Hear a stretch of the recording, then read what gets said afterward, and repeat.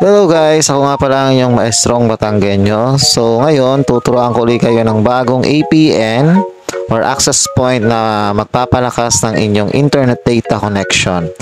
So bago tayo pumunta sa bagong APN, magkakaroon muna tayo ng speed test sa original na APN or access point ng ating network. Ang aking nga po palang ginawa ng access point or APN ay Smart SIM1.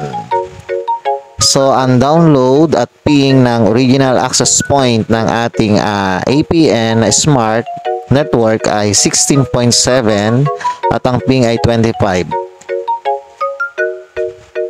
Ang kanya namang upload ay 5.70 at ang jitter ay 5. So, ngayon, pupunta tayo sa setting. At pipiliin kung aling network ang gagawa natin ng bagong access point. So, gaya ng sabi ko, Smart. So, pindutin nyo lamang ang plus sign. Nakagawa na nga pala ako guys. So, ito yung name ng ating bagong APN, TrueSpeed. Ang APN ay truespeed.net.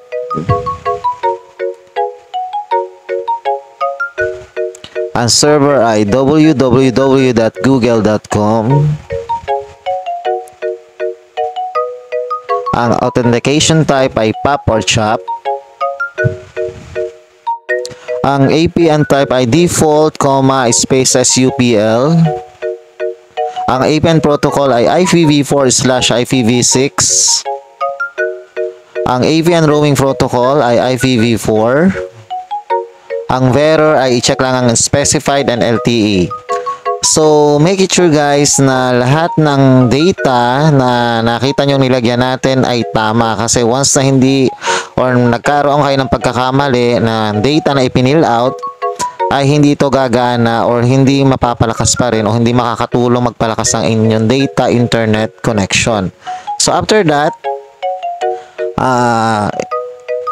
i-on nyo ang airplane mode at least 5 seconds. Then after maka 5 seconds ay i-off nyo na ang airplane mode at muli nang i-on ang ating data para ma-reset ang bagong internet data connection.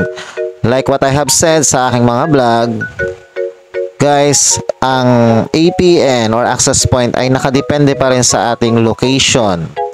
May mga location na malakas talaga at may mga location pa rin na kakunti lang talaga ang naidadagdag o nai-increase sa internet data connection. Ito ay isa lamang sa mga strategy para mas madagdagan o mapalakas ang ating data connection.